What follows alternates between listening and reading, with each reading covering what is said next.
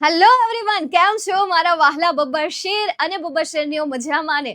I hope કે તમે બધા મસ્ત હશો, સ્વસ્થ હશો, ખુશ હશો. આશા સાથે આપ સૌનું દિલથી હૃદયથી હાર્દિક સ્વાગત કરું છું. સ્ટાન્ડર્ડ મેથ્સનું પેપર થયું ખતમ, તો હવે વારી છે અંગ્રેજીના વિષયની તૈયારી કરવાની, કારણ કે 11 માર્ચે તમારું અંગ્રેજી વિષયનું પેપર છે. ચાલો પ્લાનિંગ જોઈ લો, તમારે કેવી રીતે તૈયારી કરવાની છે, ક્યાંથી તૈયારી કરવાની છે, કયા કયા સવાલો તૈયાર કરવાના છે, એની આખી સ્ટ્રેટેજી હું તમને અત્યારે આ નાના અમથા વિડીયોમાં આપી દઉં. ચાલો શરૂ કરીએ.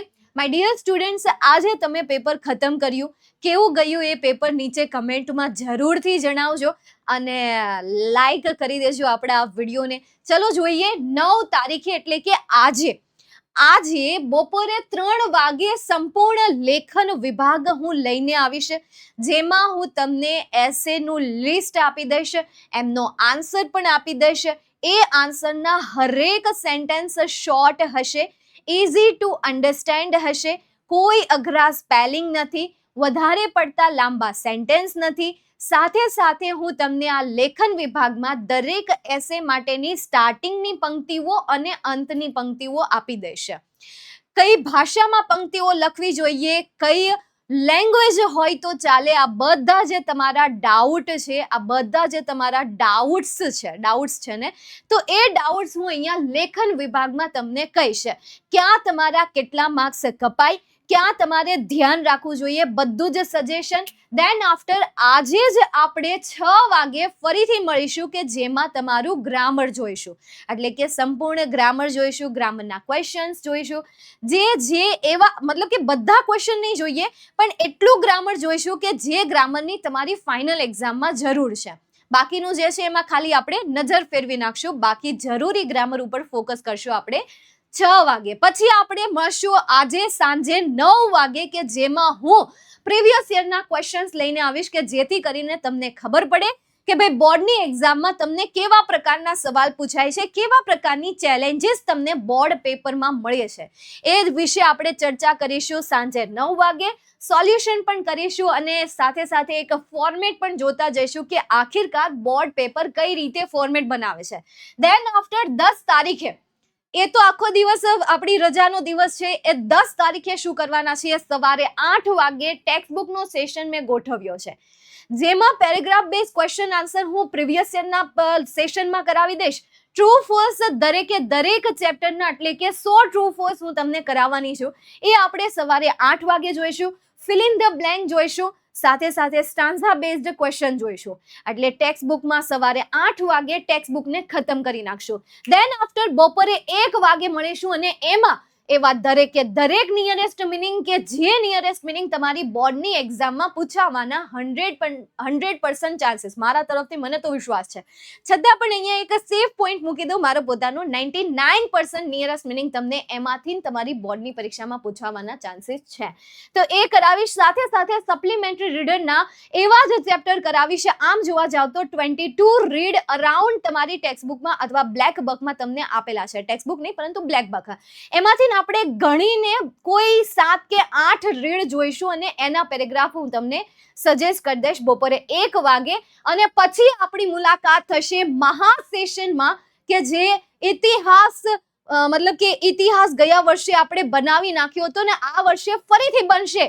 આ ભવિષ્યવાણીનો સેશન, કે જે સાંજે 9 વાગે રહેશે, એ ભવિષ્યવાણીના સેશનમાં જે આ દિવસ દરમિયાન આપણે જેટલા ટોપિક ભણ્યા છીએ, જેમ કે grammar, textbook, nearest meaning and ગ્રામરના કોઈ રૂલ્સ છે, લેખન વિભાગ છે, શોર્ટ નોટ છે, એમાંથી જેટલી જરૂરી છે એની હું છાળી નાખીશ.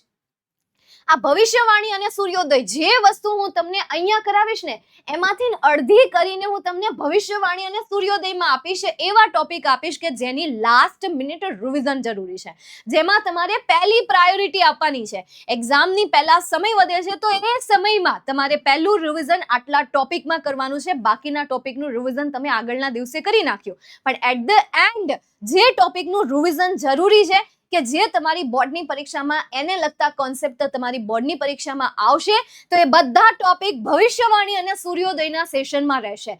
ભવિષ્યવાણીનો સમય 10 તારીખે સાંજે 9 વાગે અને 11 તારીખે સવારે 4 વાગે સૂર્યોદયના સેશનમાં આવી જાજો.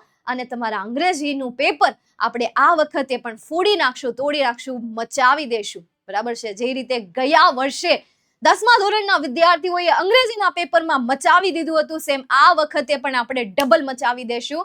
અને આ વખતે કહેવાય ને કે ભાઈ ઇંગ્લિશમાં આપણે રેકોર્ડ તોડશું. ઉઠા સાફ તૈયારી કરીશું આટલા દિવસમાં.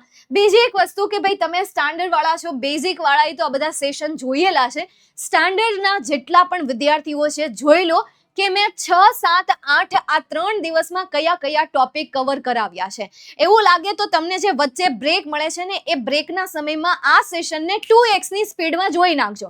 બરાબર? સમય બગાડ્યા વગર ફટાફટ 2x ની સ્પીડમાં જોઈ નાખજો.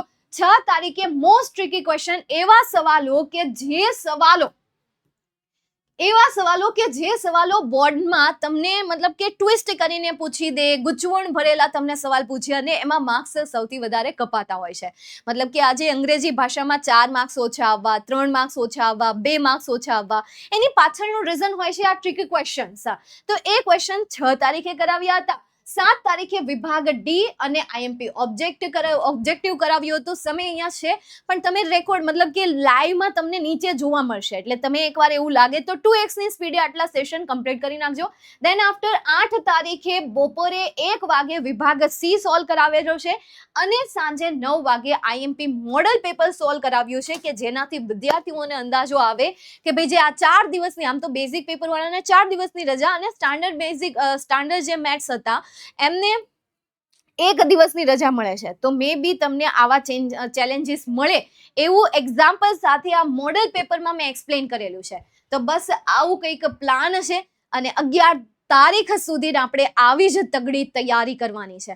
તો આવી જાઓ 3 વાગે લેખન વિભાગના સેશનમાં. Bye, see you soon. બહુ ઝડપથી આપણી મુલાકાત થશે. ચલો મળીએ. ટાટા.